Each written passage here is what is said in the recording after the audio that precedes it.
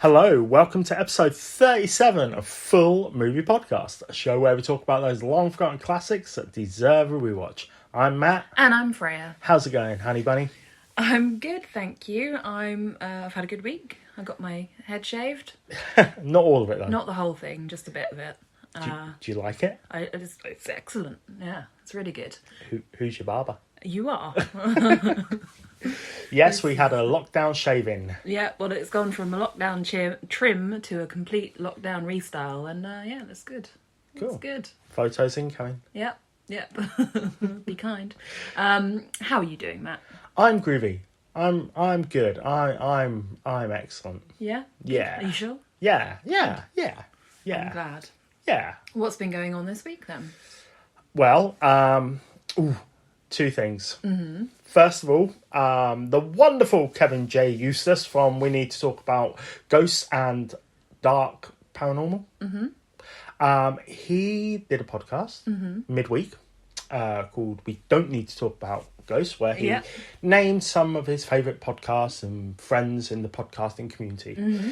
And he had some very kind words to say about us. He did, yeah. I listened and it was, made me blush.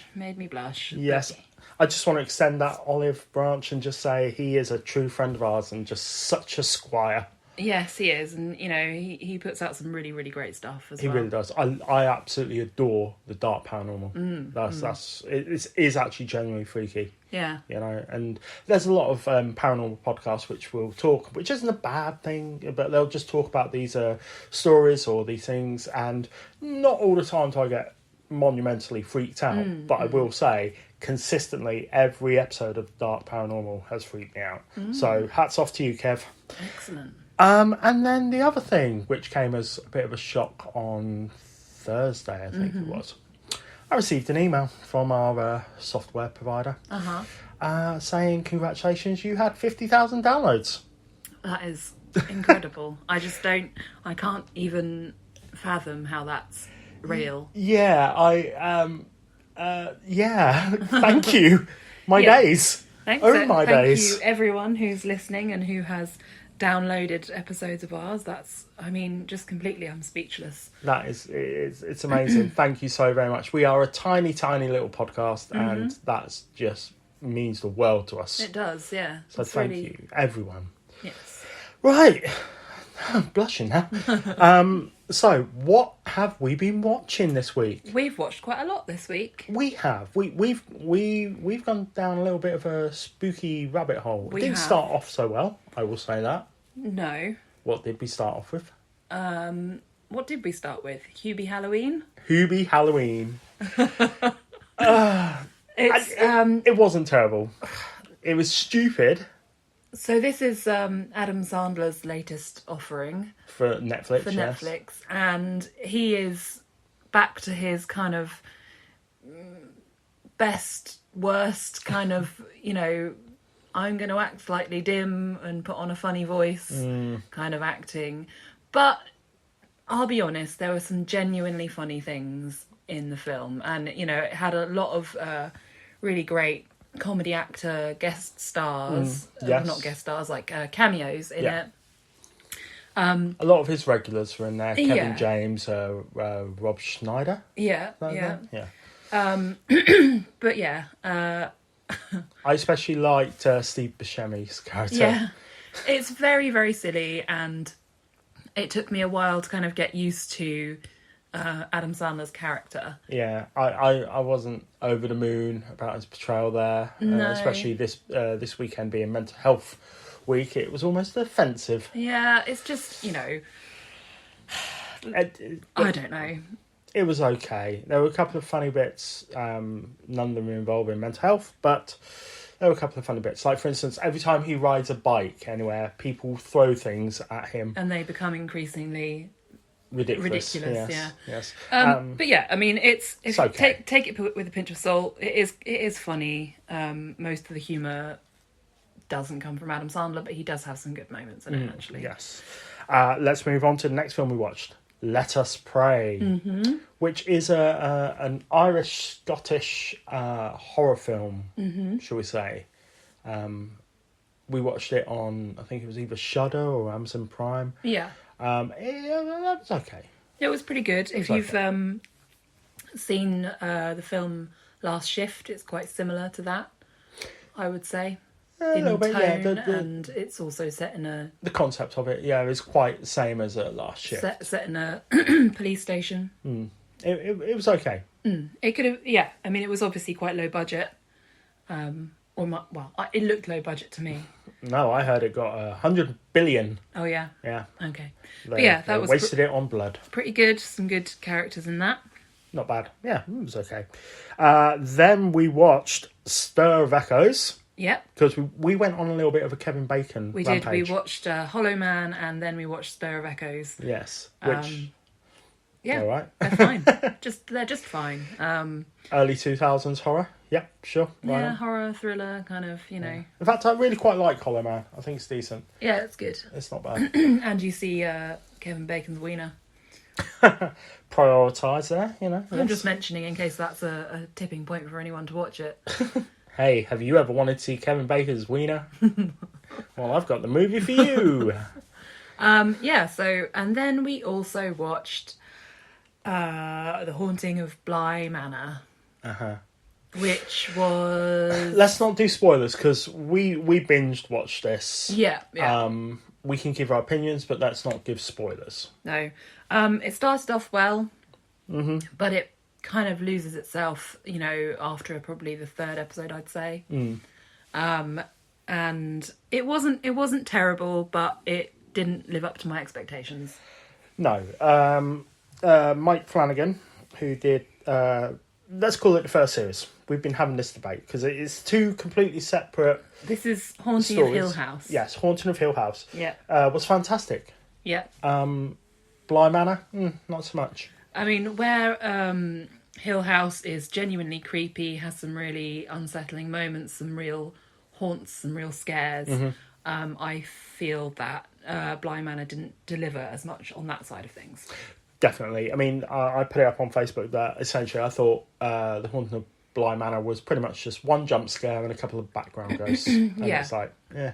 But it has had really good reviews, so, you know... Has it? Has it, though? Apparently so. And no. It hasn't? No. Oh, all right then. I thought it had. No, it seems to be a bit of a 3-star. That's it. It's just meh. It's just meh. Well, I agree with that. I think, in my opinion, it's meh. But, you know, it is on Netflix, so if you fancy watching it, don't take our word for it. Yeah. Watch it for yourself and decide that it's not that good yourself. Yes, exactly. So, what are we talking about today? Oh, this brings me such great joy. This is quite easily one of... I think this is my favourite comedy of all time. Definitely, and it is most definitely the greatest indie movie of all time. We are talking about 1994's Clerks. Quick stop clerk Dante Hicks is having a bad day at work. The shutter's stuck, the customers are weird, and his girlfriend sucked 37 dicks. All that, and he's not even supposed to be there today.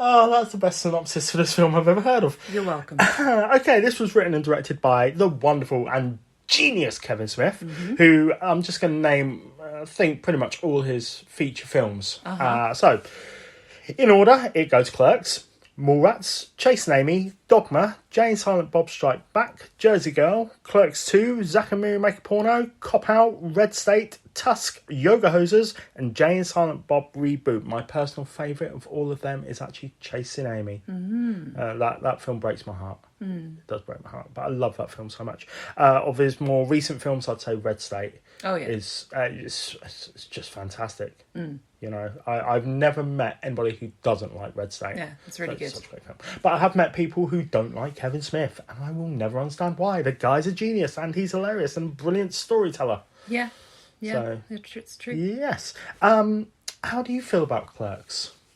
I love it. I still love it. I loved it, you know, the first few times I saw it. I haven't seen it for a good few years now, until today when we rewatched it. And yeah, it's great. Really funny. Excellent. I must tell you my first ever experience of Clerks. Go on. So, back in the mid-90s, I was about 14 or 15, and I would watch late-night film shows, not just like Barry Norman, but there was a show on ITV with Mariella Frostrup, husky voiced British presenter, female presenter. Yes, fantastic. And towards the end of the programme, she was saying about what films are coming out, and I can't remember what it was. There was some horror film, which I was like, "Ooh, can't wait to see that." I can't remember what it was. I think it was like Wishmaster 2 or something like that. And then she said, and Clerks, which was like, came up on screen, a clip. And the clip is of the scene where the guidance counsellor is measuring the eggs. Oh, yeah. And the woman is talking, and she says about manually masturbating animals for artificial insemination. And all the while, over the top of that is the song Go Your Own Way, which was originally by Fleetwood Mac, but done by the grungy band called Seaweed. At the time, I was massively into like punk covers, or like bands like Me First and the Gimme Gimmes, Less Than Jake, Real Big Fish. And it was suddenly like, somebody's covered Go Your Own Way. Oh my God, this is amazing. I've got to find that soundtrack. And I found the soundtrack. And I loved it because it's got a bunch of bands which I really, really like, which we'll talk about later on. But most prominently, one of my favourite bands of all time has been Soul Asylum. And I was like, oh my God, Soul Asylum are on the soundtrack to a film. This is amazing. And I was like, I have to see this film. I couldn't go to cinema to see it because I was too young. No. So it came out on VHS. Yeah, VHS, not Blu-ray, not DVD, not 4K, no, VHS. And I bought it on the day it came out, and I loved it. And that's my introduction to Kevin Smith. Amazing. Yeah, I can't really remember when I was first introduced to Kevin Smith, but I know that my brothers were, into his films, and, I'm a bit younger than you, so I was that bit, less aware of kind of his, first couple of films. I think the one I was probably introduced via was Dogma. Okay. And then obviously watch the other ones. But, that's the great advantage of having older siblings, is that they already know what all the cool stuff is, so they can tell you what to watch. Well, I will say, with Kevin Smith, I mean, I'm positively not going to say anything bad about him. Anything that I do say that may sound slanderous is not slanderous at all.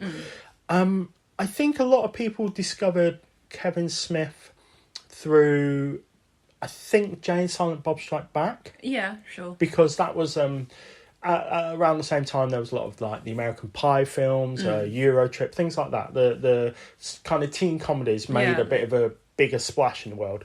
And Jay and Silent Bob Strike Back kind of came out at the right time. Much like a few years down the line, Judd Apatow was making films with like Seth Rogen, Knocked Up, that sort of thing. And along came Zack and Miri Make a Porno with Seth Rogen, which again, it comes about at the right time. Yeah.